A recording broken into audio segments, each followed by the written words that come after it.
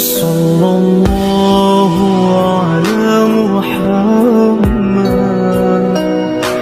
صلى الله عليه وسلم صلى الله على محمد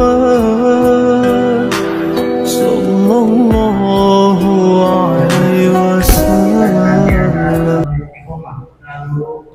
Dikorkan ucapan kita kepada Allah Subhanahu wa Ta'ala. Amin. Salawat dan salam semoga tercurah kepada baginda Rasul junjungan kita Nabi Muhammad Sallallahu Alaihi Wasallam, pada keluarganya, pada para sahabatnya, dan kita sebagai umatnya. Mudah-mudahan mendapatkan syafaatnya dari beliau di yaumil akhir. Bapak Ibu jamaah yang dirahmati Allah Subhanahu wa Ta'ala, hari ini hari Minggu pada sholat subuh kita adakan kajian ilmu yang akan disampaikan oleh guru kita. Mudah-mudahan menambah ketakwaan kita kepada Allah Subhanahu wa Ta'ala. Sebelum kita mulai, kita bacakan suratul Fatihah, kiriman doa untuk orang tua kita, tetangga kita, sahabat kita yang sudah meninggalkan kita. Mudah-mudahan para arwah keluarga kita yang sudah meninggal diterima nikmat Islamnya, diampuni segala dosa-dosanya, dan ditempatkan di surganya Allah Subhanahu wa Ta'ala. Dan suratul Fatihah juga untuk kita semua yang hadir pada pagi hari ini, mudah-mudahan senantiasa selalu diberikan kesehatan, kekuatan iman, dan keluasan rezeki yang berkah dari Allah Subhanahu wa Ta'ala. Sebelum kita mulai, kita baca Al-Fatihah, juga baca Al-Fatihah. A'udzubillahi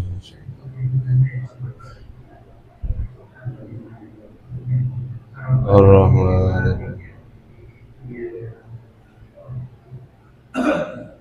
Ihdinas siratal mustaqim. Jamaah yang Allah Subhanahu wa Ta'ala, selanjutnya mari kita ikuti bersama kajian yang akan disampaikan oleh guru kita. Syukran. A'udzubillahi minasyaitonir rajim. Bismillahirrahmanirrahim. Assalamualaikum warahmatullahi wabarakatuh. Innal hamdalillah nahmaduhu wa nasta'inuhu wa nastaghfiruh. May yahdihillahu fahuwal muhtadi wa may yudlil falan tajida lahu waliyyan mursyida. Asyhadu an la ilaha illallah wahdahu la syarika lah wa asyhadu anna Muhammadan abduhu wa rasuluhu la nabiyya ba'dah. Allahumma salli wa sallim ala nabiyyina wa maulana wa habibina wa juhlina Muhammad sallallahu alaihi wasallam wa ala alihi wa sahbihi ajma'in. Allahumma iftah lana bi futuhil arifin, amin. Rabbana iftah bainana wa baina qaumina bil haqqi wa anta khairul fatihin.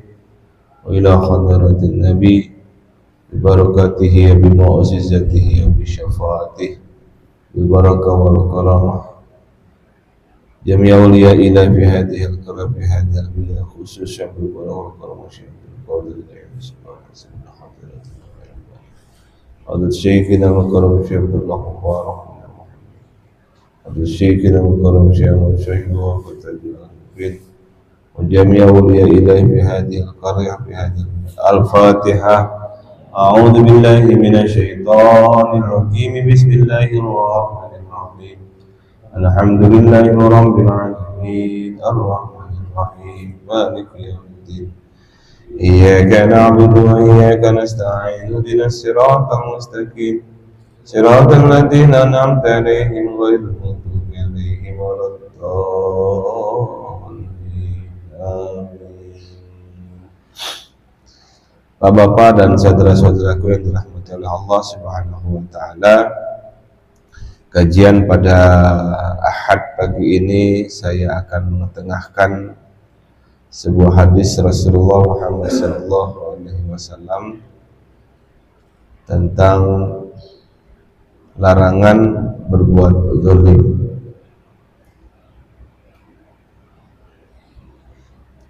Bismillahirrahmanirrahim. An Abi Dzar Al-Ghifari radhiyallahu anhu, dari sahabat Abu Dzar Al-Ghifari radhiyallahu anhu, anin Nabi sallallahu alaihi wasallam, dari Nabi Muhammad sallallahu alaihi wasallam, fima yarwihi an Rabbih azza wa jalla, sebagaimana beliau riwayatkan dari Rabbnya azza wa jalla, annahu, sesungguhnya Allah subhanahu wa ta'ala qala, berfirman, ya ibadi, wahai hambaku, inni haramtu dzulma ala nafsi, sesungguhnya aku telah mengharamkan kedzaliman atas diriku, wa ja'altuhu bainakum muharraman, dan aku telah menetapkan haramnya kedzaliman itu, fala tadzalamu, maka janganlah kalian saling berlaku zalim. Ini termaktub dalam kitab Hadis Arba'in Imam Nawawi yang ke-24. Agak panjang hadisnya, makanya kemudian saya potong dulu di sini.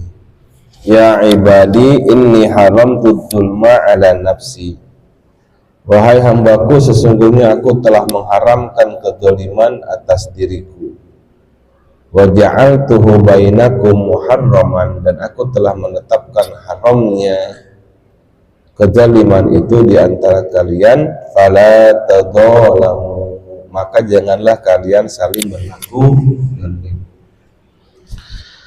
Subhanallah, perkataan Rasulullah yang mengutip dari firman Allah subhanahu wa ta'ala ini tergolong hadis qudsi. Kita jangan sampai berbuat zalim, ya, baik zalim kepada diri kita sendiri maupun kepada orang lain, sebab akibatnya akan panjang. Kita mesti menegakkan keadilan di antara kita, dan ini memang tujuan daripada ajaran Islam yang paling penting, sehingga wajib bagi setiap orang untuk memudahkan jalan petunjuk dan memintanya kepada Allah Ta'ala. Semua makhluk sangat bergantung kepada Allah dalam mendatangkan kebaikan dan menolak keburukan terhadap dirinya, baik dalam perkara dunia maupun akhirat. Ya, jadi berbuat adil, karena dengan berbuat adil akan mendekatkan kita kepada takwa. Dalam Al-Quran surah Al-A'raf ayat 44, Allah subhanahu wa ta'ala berfirman, a'udzubillahi minasyaitonirrajim, wa nada ashabul jannati ashaban nari an qad wajadna ma wa'adana rabbuna haqqan, dan penghuni-penghuni surga berseru kepada penghuni-penghuni neraka dengan mengatakan, sesungguhnya kami dengan sebenarnya telah memperoleh apa yang Tuhan kami menjanjikannya kepada kami. Fahal wajadtum ma wa'ada rabbukum haqqan, maka apakah kamu telah memperoleh dengan sebenarnya apa atau azab yang Allah atau Tuhan kamu menjanjikannya kepadamu? Qalu na'am, mereka penduduk neraka menjawab, betul. Fa'addana mu'addinun bainahum al-la'natullahi 'alal zalimin. Kemudian seorang penyeru malaikat mengumumkan di antara kedua golongan itu, kutukan Allah ditimpakan kepada orang-orang yang zalim. Orang zalim itu tempatnya an-nar, tempatnya neraka. Na'udzubillah, tsumma na'udzubillah. Kadangkala kedzaliman itu muncul dari lisan, ya, lisan yang pintar membulak-balik fakta, lisan yang menyudutkan orang lain seakan orang lain berbuat aniaya, padahal yang mengatakan itu sesungguhnya yang berbuat aniaya. Itu fitnah lisan luar biasa bahayanya, yang disebut dengan propaganda, ya. Kayak zaman sekarang nih propaganda lagi muncul nih, propaganda yang menyudutkan pihak-pihak tertentu telah melakukan keburukan, tapi sebenarnya dia yang melakukan keburukan. Dan ternyata kalau kita lihat nih di sosial media yang dinamakan post-truth, ya, pasca kebenaran, itu zaman pasca kebenaran, dan post-truth itu bukan lagi fakta dan data yang disebut benar, tapi seberapa jauh orang mampu melakukan penggiringan opini. Diopinikan saja sesuatu itu adalah salah, maka orang lain akan menjadi mengikuti opini itu. Nah, itu yang disebut dengan post-truth. Berbahaya, Pak, kalau kita tidak punya filter, kalau kita tidak punya saringan atas apa yang kita saksikan di sosial media, terutama potongan-potongan video, ya, yang sebenarnya tidak menggambarkan secara utuh peristiwa yang terjadi, itu diposting sedemikian rupa dengan caption yang, tahu caption itu kalimat-kalimat yang ada untuk menerangkan gambar atau untuk tidak menerangkan gambar sama sekali, nggak ada hubungannya dengan gambar atau video yang ada, tetapi diopinikan sebagai sesuatu. Nah, itu, ya, kita menjadi tergiring opini kita. Maka seseorang yang bijak dalam bermedia sosial hari ini adalah jangan dulu berkomentar, jangan dulu beraksi atas potongan-potongan video yang berseliweran di tangan kita, di FYP kita, istilahnya gitu, ya. Di TikTok lah, di Instagram lah. Hari ini jangan langsung percaya, Pak.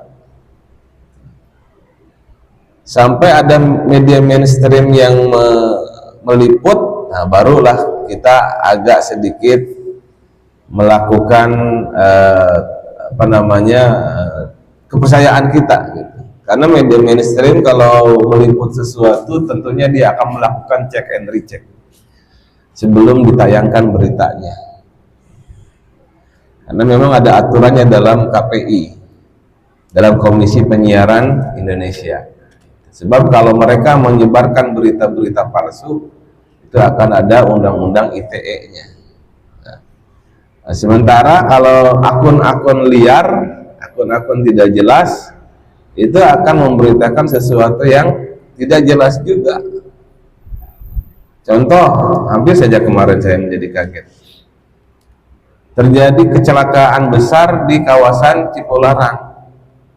Peristiwanya ternyata bukan beberapa hari lalu, udah lama gitu, tapi diposting lagi.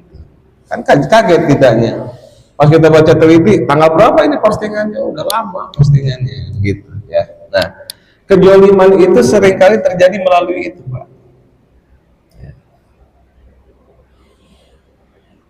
Nah, untungnya, alhamdulillah nih pemerintahan sekarang mudah-mudahan benar dan terus begitu, adalah benar-benar berpihak kepada rakyat.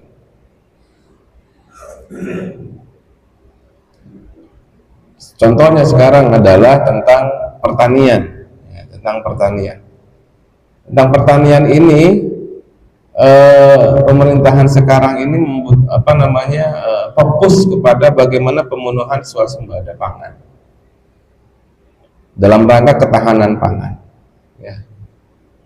Jadi jangan sampai ada impor. Indonesia ini memiliki areal persawahan yang sangat besar, ya, meskipun memang makin lama makin tergerus oleh zaman industrialisasi, ya, sehingga lahan-lahan persawahan makin berkurang.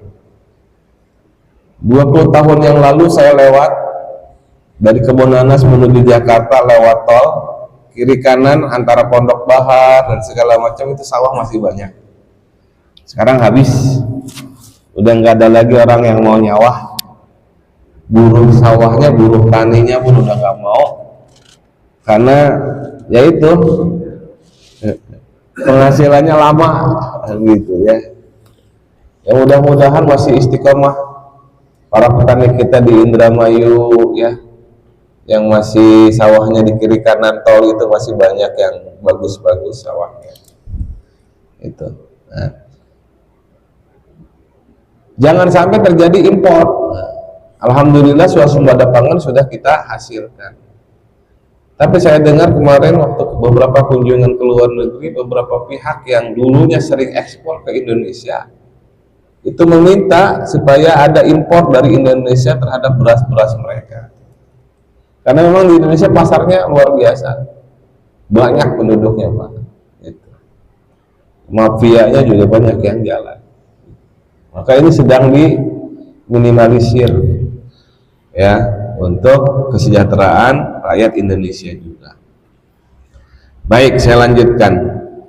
Nah, kaitan dengan jolim itu sendiri, Allah Subhanahu wa ta'ala berfirman lagi dalam Al-Quran surah Yunus ayat 13. A'udzu billahi minasyaitonir rajim. Wa laqad halaknal quruna min qablikum lamma zalamu. Dan sesungguhnya kami telah membinasakan umat-umat yang sebelum kamu ketika mereka berbuat kezaliman atau kelaliman. Wa ja'atuhum rusuluhum bil bayyinat. Padahal rasul-rasul mereka telah datang kepada mereka dengan membawa keterangan-keterangan yang nyata. Wa ma kanu liyu'minu, tapi mereka sekali-kali tidak hendak beriman. Kadzalika najzil qaumal mujrimin, demikianlah kami memberi pembalasan kepada orang-orang yang berbuat dosa. Jadi orang-orang berbuat dosa itu sejak dulu sejarahnya memang selalu diazab oleh Allah Subhanahu wa ta'ala. Cespleng azab Allah di zaman nabi-nabi sebelumnya, karena kejoliman mereka sudah sangat luar biasa. Kejoliman terhadap diri mereka sendiri maupun terhadap orang lain.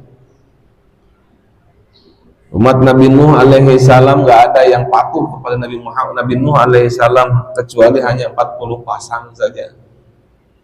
Dan itu pergerakan dakwah yang luar biasa. Berat Pak dakwah itu.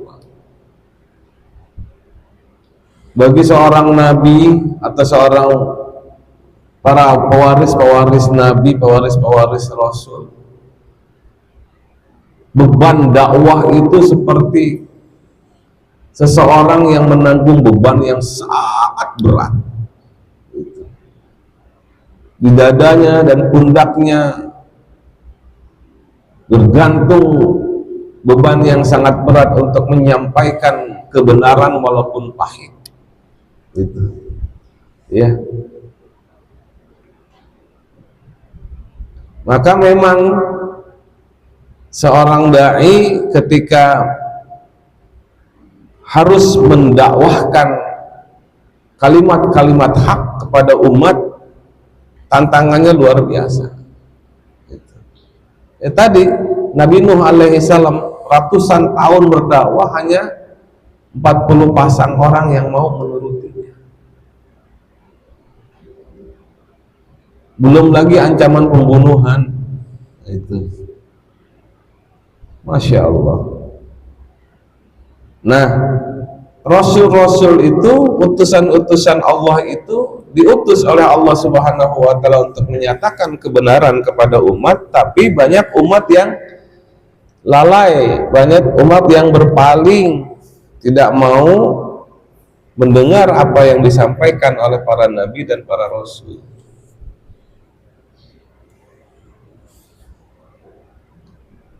Masya Allah, kana wa ma lam yasha' lam yakun. Segala apa yang dikehendaki oleh Allah ada, ya ada. Jika Allah Subhanahu wa ta'ala tidak kehendaki ada, maka tidak ada. Nah, karenanya kemudian meskipun seperti itu ya, tetapi karena ikhtiar dakwah tetap harus dilakukan, maka mau nggak mau, suka tidak suka, tetap harus disampaikan. Nah, gitu ya. Nah, jadi tetap aja banyak orang yang tidak beriman. Karena memang Allah Subhanahu wa taala tidak hendak jadikan semua orang menjadi beriman.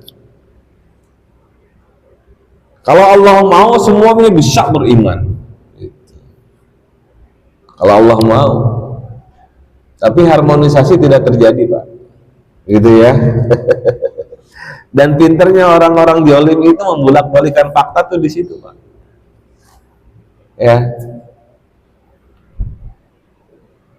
Banyak kali silat lidahnya itu luar biasa. Dalam ayat lain Allah Subhanahu wa taala berfirman, "A'udzubillahi minasyaitonir rajim. Qala rabbana zalamna anfusana wa in lam taghfir lana wa tarhamna lanakunanna minal khasirin." Masya Allah. Nabi Allah Adam alaihissalam dan ibunda Hawa saking ingin mendapatkan ampunan dari Allah Subhanahu wa taala, beliau berdoa kepada Allah, Rabbana zalamna anfusana, ya Tuhan kami telah menganiaya diri kami sendiri, wa illam taghfir lana wa tarhamna, dan jika Engkau tidak mengampuni kami dan memberi rahmat kepada kami, lanakunanna minal khasirin, niscayalah pasti kami termasuk orang-orang yang merugi.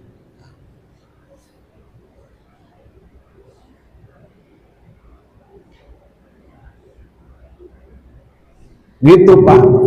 Jadi saking inginnya diampuni oleh Allah Subhanahu wa taala, Nabi Allah Adam alaihi salam dan ibunda Hawa terus-menerus menyatakan, Rabbana zalamna anfusana wa in lam taghfir lana wa tarhamna lanakunanna minal khasirin.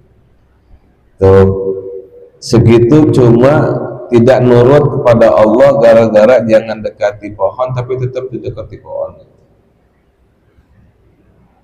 Lah kita gimana? Banyak ya pelanggaran yang kita lakukan. Allahu Akbar. Ya, maka layak bagi kita itu tobat yang berkelanjutan.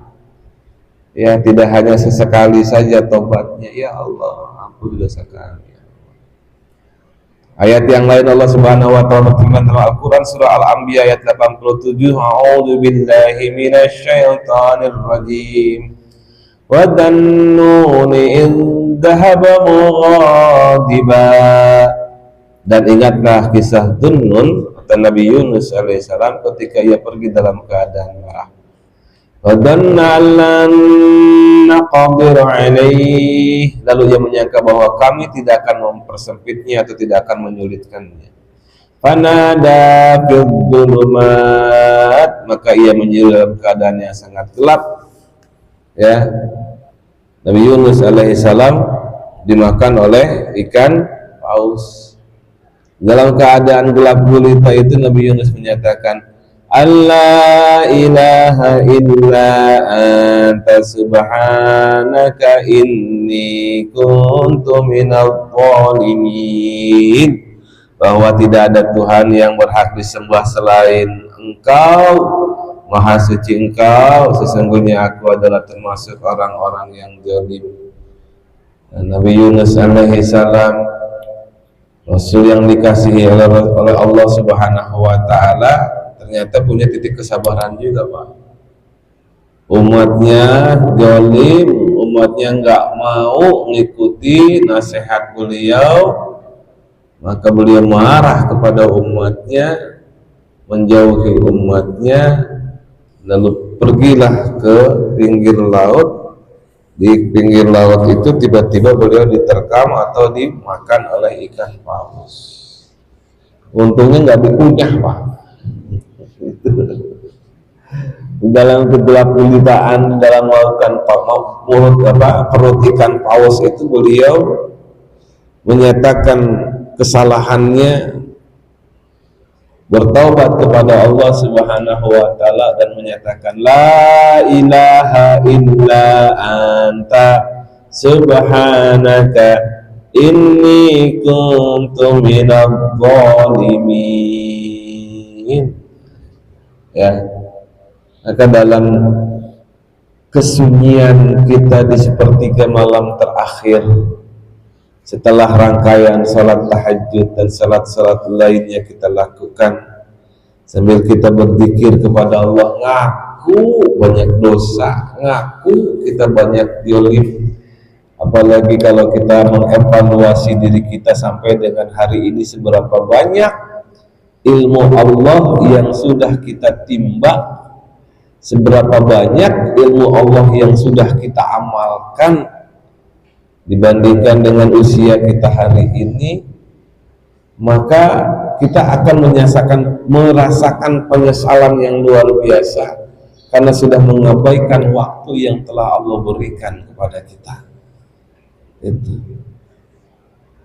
Ya Allah, masih banyak ilmu Allah yang belum kita timba. Dari sekian jumlah ilmu Allah yang dimana kalau misalkan samudra di seluruh dunia ini dijadikan tintanya, pepohonan dijadikan penanya, dan manusia serta malaikat dan para jin dijadikan penulisnya, maka ilmu Allah tidak akan pernah habis. Selalu saja ada ilmu-ilmu yang baru. Misalkan hari ini kita membahas tentang kezaliman, tapi ada lagi ilmu Allah yang perlu kita bahas di bidang-bidang yang lain. Saking banyaknya ilmu Allah Subhanahu wa taala, tapi kita tidak mampu menampung ilmu Allah itu semua, dan kita tidak mempelajarinya secara khusus ilmu Allah itu. Contoh saja ilmu Al-Quran, ya, ilmu Al-Quran aja kita belum semua bisa pelajari. Mungkin iya kita hari ini baru bisa baca huruf-hurufnya, baru bisa hurufnya aja, makhrajnya belum benar, tahsinnya juga belum bagus, panjang pendeknya, apalagi harus memperdalam maknanya. Kalau memperdalam maknanya kan berarti harus belajar ilmu nahunya, ilmu sorofnya, ilmu badi dan bayannya, apalagi masuk kepada tafsirnya. Masya Allah, melihat itu aja ilmu kita sedikit banget yang bisa kita kuasai. Belum lagi harus mempelajari fikih. Ya Allah, fikih itu kan ada pondasinya, ada bangunannya, ada atapnya. Baru aja kita belajar fikih toharo aja belum beres-beres, fikih sholat aja belum beres-beres. Itu ya. Maka menyadari hal seperti itu, kita mengevaluasi diri kita. Oh, ternyata terlalu banyak yang belum kita pelajari dibandingkan dengan usia kita hari ini. Ya Allah, lalai kita terhadap ilmu Allah. Masya Allah. Belum lagi ilmu-ilmu yang lain, ilmu tentang kehidupan, ilmu bagaimana mengenal Allah Subhanahu wa ta'ala.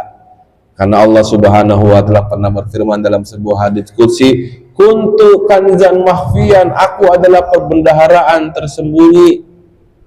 Fa'ahbaftu an u'rab, aku senang untuk dikenali.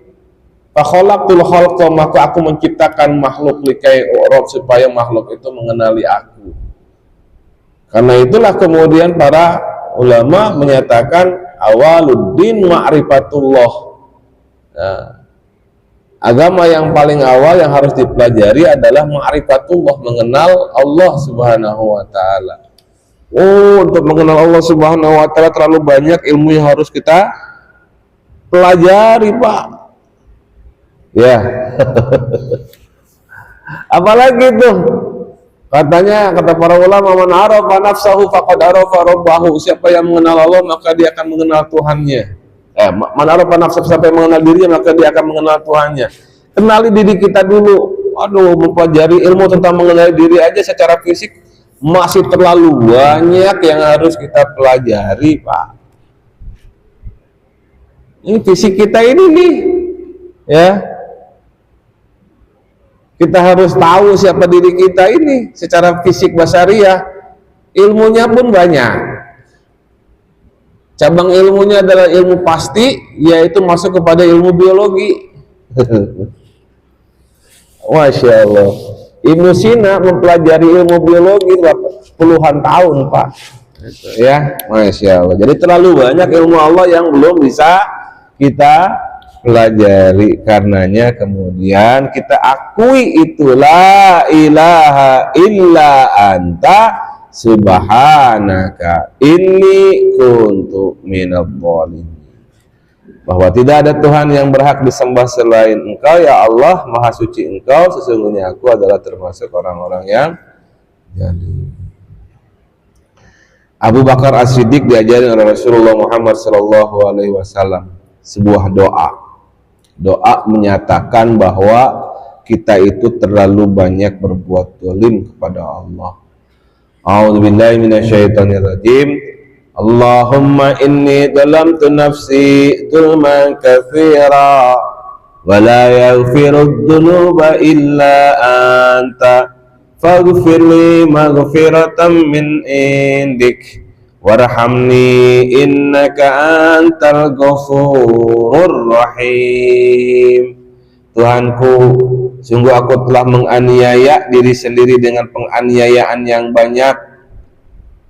Sebagian riwayat yang besar diartikannya sebagai itu. Tiada yang dapat mengampuninya kecuali Engkau. Anugerahkanlah ampunan dari sisimu, rahmatilah aku, sungguh Engkau Maha Pengampun lagi Maha Penyayang. Hadis riwayat Imam Bukhari dan Imam Muslim. Ini doa yang diajarkan oleh Rasulullah Shallallahu Alaihi Wasallam kepada Abu Bakar As-Siddiq radhiyallahu anhu. Ada doa lagi yang diajarkan oleh Rasulullah Shallallahu Alaihi Wasallam kepada Abu Musa Al-Asy'ari. Bismillahirrahmanirrahim. Allahumma ghfir li khati'ati wa jahli wa israfi fi amri wa ma anta a'lamu bihi minni. Tuhanku, ampunilah kekeliruan dan kebodohan, kelewat batasanku dalam sebuah hal, dan dosaku yang mana Kau lebih tahu dariku. Allahumma gfirli jiddi wa hazli wa khata'i wa amdi wa kullu dhalika indi. Tuhanku, ampunilah dosaku dalam serius dan gurauanku, kekeliruan dan kesengajaanku, apapun itu semua berasal dariku. Allahumma gfirli ma qaddamtu wa ma akhartu wa ma asrartu wa ma a'lantu wa ma anta a'lamu bihi minni. Antal muqaddimu wa antal muakhiru wa anta ala kulli syai'in qadir. Tuhanku, ampunilah dosaku yang terdahulu dan kemudian, dosa yang kusembunyikan dan kunyatakan, dan dosa yang mana Kau lebih tahu dariku. Kau Maha terdahului, Kau Maha terkemudian, Kau Maha kuasa atas segala sesuatu. Hadis riwayat Imam Bukhari dan Imam Muslim. Jarang payah dengar doa kayak gini ya. Nah, kalau ulama-ulama zaman dulu ini sering mengucapkannya ketika tahiyat akhir. Itu ya. Makanya tahiyatnya agak panjang mereka. Itu ya. Itu di tahiyat akhir dibacain ya, mereka. Hafal ya. Silakan mau dibaca boleh. Tapi kalau lagi berjamaah mah kelamaan ya imamnya kalau baca ini, lihat jamaahnya juga. Syekh Abdul Wahab Asy-Sya'rani dalam kitab I'anatut Talibin ya menyatakan sebuah doa taubat kepada Allah Subhanahu wa taala. An Sayyidi Abdul Wahab Asy-Sya'rani nafa'ana Allahu bih. Anna man waqaba ala qiraati hadainil baitaini fi kulli yaumi jum'atin tawaffahu Allahu 'alal Islam min ghairi syak. Wahuma dari Syekh Abdul Wahab Asy-Sya'rani, semoga Allah memberikan maslahat kepada kita berkat Syekh Abdul Wahab. Siapa saja yang melazimkan 2 bait ini setiap hari Jumat, maka Allah akan ambil ruhnya dalam keadaan Islam tanpa ragu sedikit pun. Kedua bait syair ini berbunyi, Ilahi las tulil firdausi ahna wala aqwa'anan nari jahimi fahabli bata wafir dunubi fa innaka ghafirul dhanbil azimi. Ilahi lastu lil firdausi ahla. Tuhanku, aku bukanlah penghuni yang pantas surgamu. Wala aqwa ala naril jahimi. Aku pun tidak sanggup masuk neraka.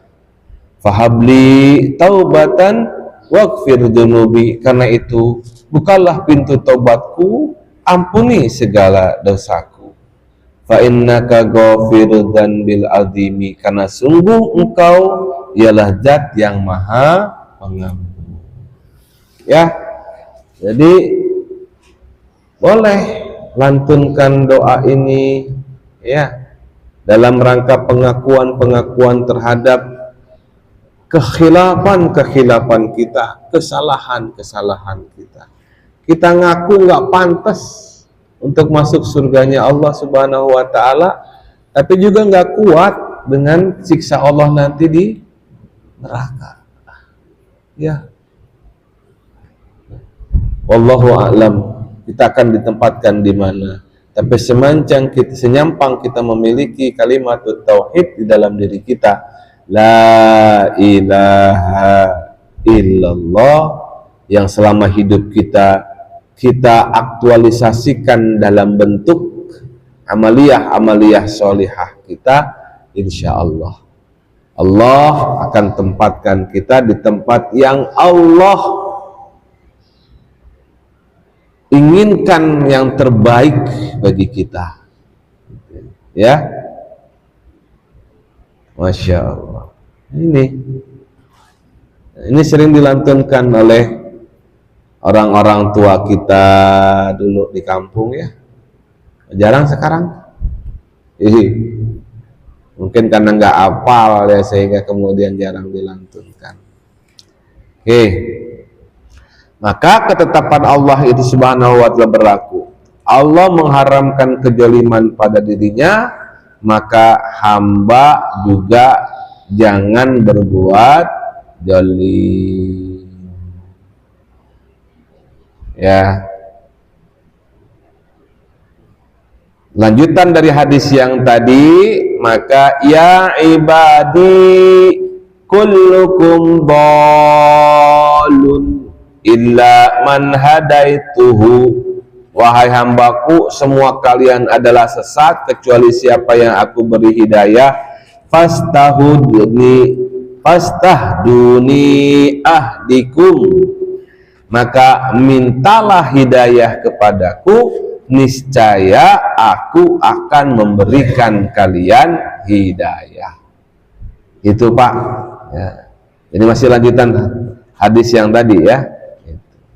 Ya ibadi kullukum dhalun illa man hadaituhu fastahduni ahdikum.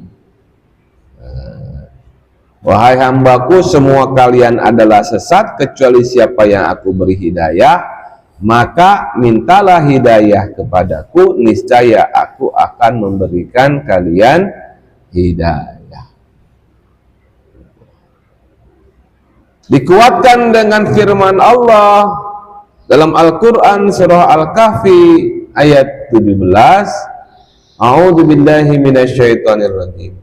May yahdillahu fahuwal muhtadi wa may yudlil falan tajida lahu waliyyan mursyida.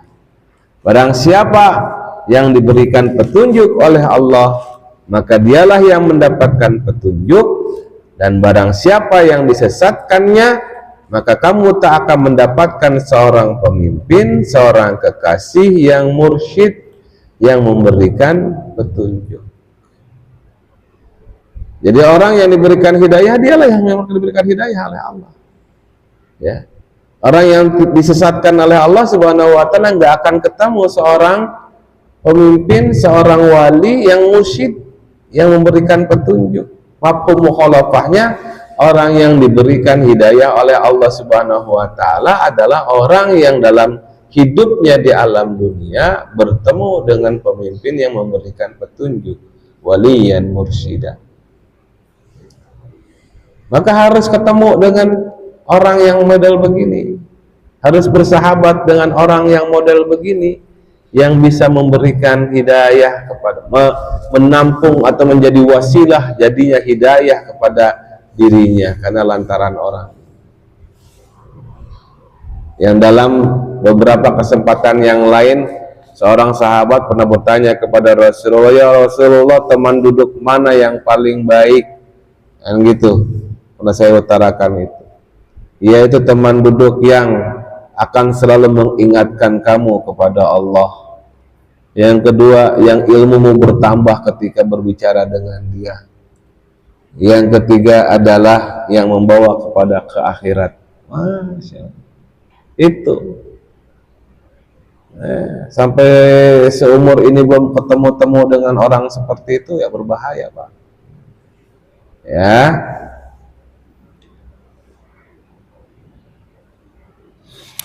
Ayat yang lain surah Al-Baqarah ayat 213, Allah Subhanahu wa taala berfirman, a'udzubillahi minasyaitonir rajim.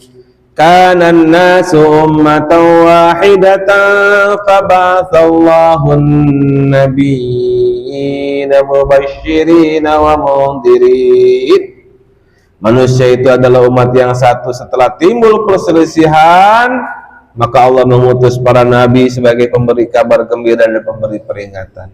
Wa anzala ma'ahumul kitaba bil haqqi liyahkuma bainan nasi fi makhtalafu fi.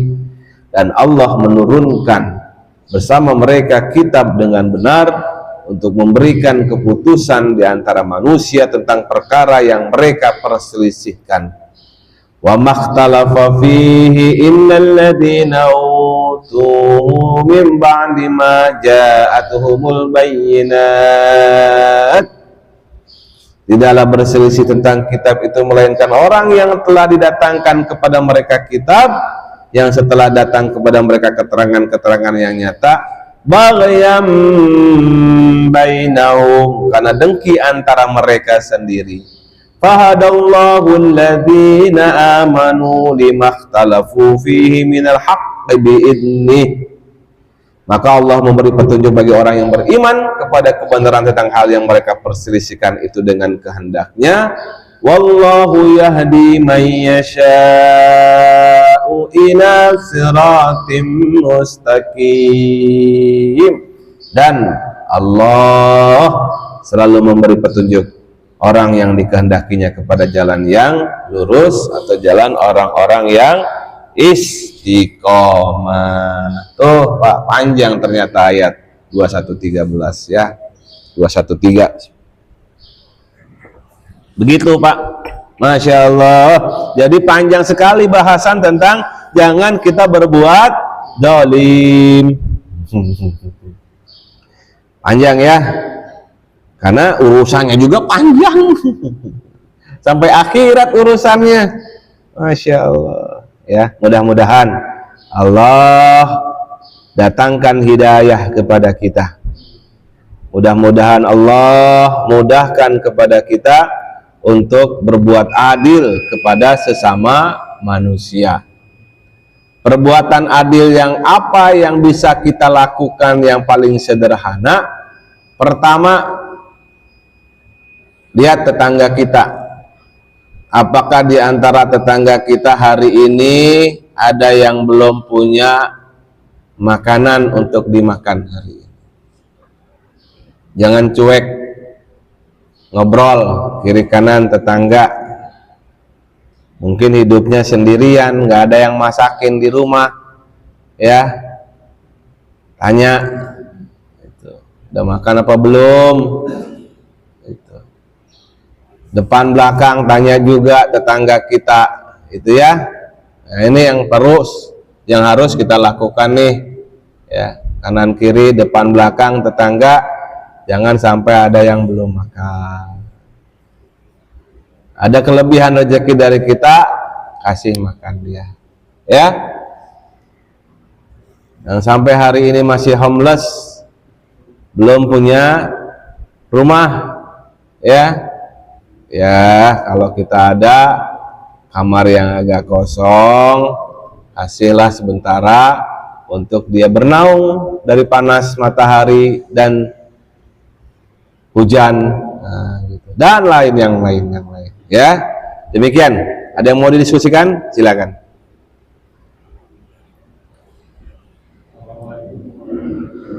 Waalaikumsalam warahmatullahi wabarakatuh. Mengenai larangan kalau saya perhatikan mungkin di antara kita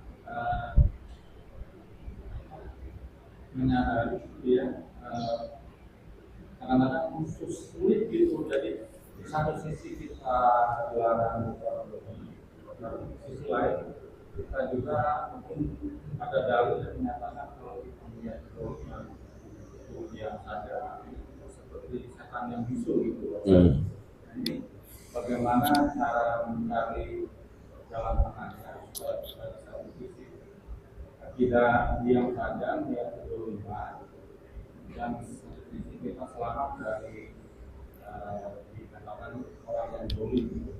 Ya, saya pahami.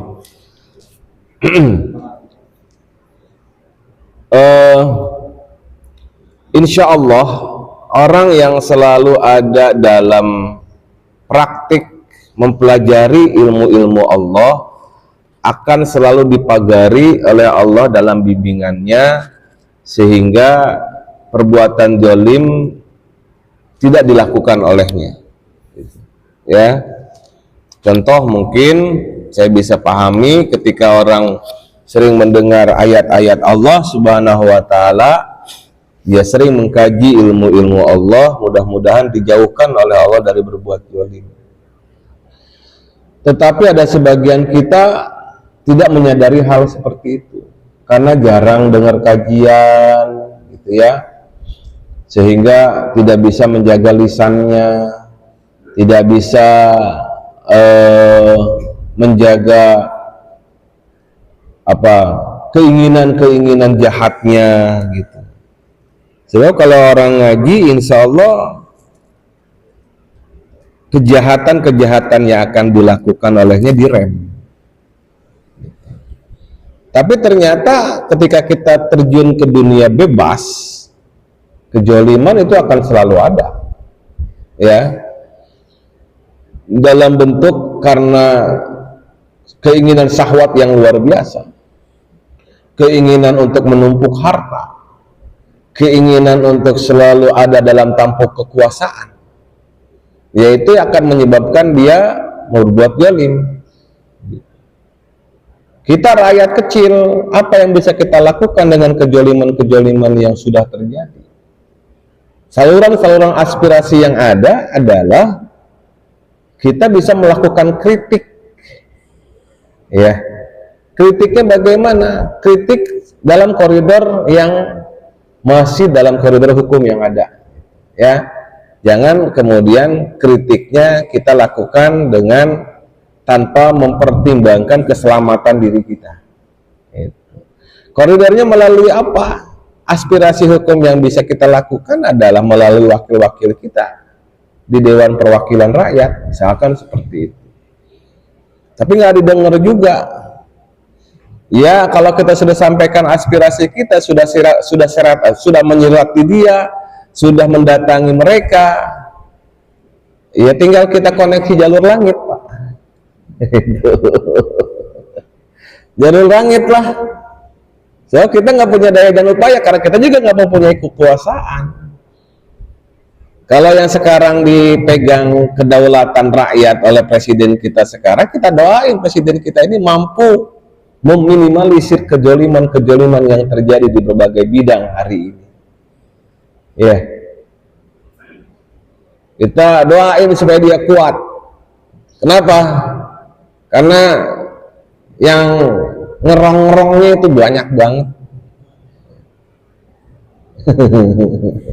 Yang ngerong-ngerongnya banyak banget, Pak. Yang status quo-nya tidak mau terrebut, ya. Banyak banget. Ya kita doain. Kita doain. Kewajiban kita yang kita nggak punya kuasa adalah bersandar kepada Allah Subhanahu wa Ta'ala. Pakai jalur langit. Masa sih Allah nggak dengar? Insya Allah Allah dengar. Ya, gitu aja, Pak. Aspirasinya ya jalur hukum ada, jalur melalui perwakilan kita di Dewan Perwakilan Rakyat sudah ada. Kalau itu nggak ada lagi, ya udah jalur langit, ya berdoa kepada Allah Subhanahu Wa Ta'ala, kita zikir, bersihin diri kita, ya. Kalau dengan kebersihan diri kita, insya Allah kan Allah Subhanahu Wa Ta'ala ngelihat nih siapa yang doanya dengan keikhlasan, pasti Allah dengar, insya Allah. Gitu, Pak Rahman. Sekarang lagi slogan viral no justice. Ya. Artinya dalam perjalanan sekarang ini ternyata ada manfaat juga. Betul, betul. Tidak diangkat oleh netizen. Biasanya kurang isu. Iya, nah itulah salah satu keuntungan media sosial, ya. Zaman dulu kita dibungkam oleh pemberitaan yang satu arah, ya. Kita ingat itu zaman-zaman itu. Nah, sekarang ada dua arah kan, ada media sosial yang bisa kita manfaatkan untuk menyuarakan aspirasi kita. Tapi yang jelas kita jangan berbuat hoax. Gitu aja sebenarnya. No viral, no justice. Betul sekali hari ini. Kalau nggak diviralin, ya nggak ada keadilan. Gitu. Memang harus diviralin. Gitu. Dengan begitu kan suara rakyat menjadi terdengar oleh mereka. Kalau dulu paling surat kaleng yang bisa kita buat. Gitu kan? Surat kaleng kita tujukan kepada orang tertentu, tetapi nggak ada namanya. Nah, itu. Tapi sekarang kan, ya udah kita bergerak, no viral, no justice. Ya, ini yang bisa kita lakukan. Gitu. Silakan terakhir. Waalaikumsalam warahmatullahi wabarakatuh. Untuk pada diri sendiri dan kepada orang lain itu dosa yang kita lakukan. Iya. Yang paling merugikan sebenarnya adalah zolim terhadap orang lain, ya, karena dampaknya adalah kepada orang lain. Kalau zolim kepada diri sendiri, paling hanya dirinya sendiri dan Allah Subhanahu Wa Ta'ala. Tapi biasanya zolim kepada orang lain itu merupakan efek dari zolim kepada diri sendiri. Maka kemudian penting bagi kita untuk tidak melakukan zolim baik kepada orang lain maupun kepada diri sendiri. Gitu. Misalkan kepada binatang atau Oh iya, itu kan makhluk Allah juga. Ya, tergantung juga binatangnya seperti apa. Kalau binatang yang membahayakan, yang datang ke tengah-tengah kita, masa kita biarin? Kayak ular berbisa gitu datang ke tengah-tengah kita nggak kena, mungkin orang lain yang kena. Maka apa yang harus kita lakukan? Segera tangkap binatang itu kalau bisa nangkep nih. Gitu. Gitu ya. Nah, demikian, mudah-mudahan bermanfaat. Yang hak datang dari Allah, yang keliru datang dari diri saya, dimaafkan. Kita berdoa kepada Allah Subhanahu wa taala. Bismillahirrahmanirrahim. Allahumma shalli ala sayyidina Muhammad wa ala ali sayyidina Muhammad. Salatan tunjina biha min jami'il ahwali wal afati wa taqdilana biha jami'al hajat wa tutahhiruna biha min jami'is sayiat wa tarfa'una biha indaka a'la darajat wa tuballighuna biha aqsal ghayat min jami'il khairat fil hayati wa ba'dal mamat. Innal ladina yubayyi'unaka innama yubayyi'una Allah yadullahi fawqa aydihim faman nakatha fa innama yankusu ala nafsihi wa man awfa bima ahada alaihi Allah fa sayutihi ajran azima. Allahumma inna ala dzikrika wa syukrika wa husni ibadatik. Ya Allah, anta sami', anta basir, anta syahidun alaina. Engkau maha mendengar, engkau maha melihat, engkau maha menyaksikan kami semua yang berkumpul pada pagi hari ini. Tidak lain mengharapkan ridha dan rahmat-Mu ya Allah. Allahumma ighfir lana khati'atina wa jahlina wa israfina fi amrina wa ma anta a'lamu bihi minna. Allahumma ighfir lana jiddana wa hazlina wa khata'atina wa amdina wa kulla dhalika indina. Allahumma ighfir lana ma qaddamna wa ma akharna wa ma asrarna wa ma a'lanna wa ma anta a'lamu bihi minna. Antal muqaddimu wa antal muakhiru wa anta ala kulli syai'in qadir. Sallallahu ala sayyidina Muhammad wa ala alihi wa sahbihi wa sallam. Walhamdulillahi rabbil alamin. Allahul muwaffiq ila aqwamit thoriq. Wassalamualaikum warahmatullahi wabarakatuh.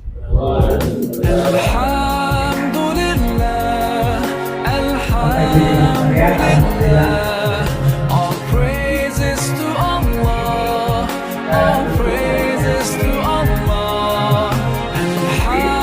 Subhanakallahumma wa bihamdika astaghfiruka. All praises to Allah, all praises to Waalaikumsalam.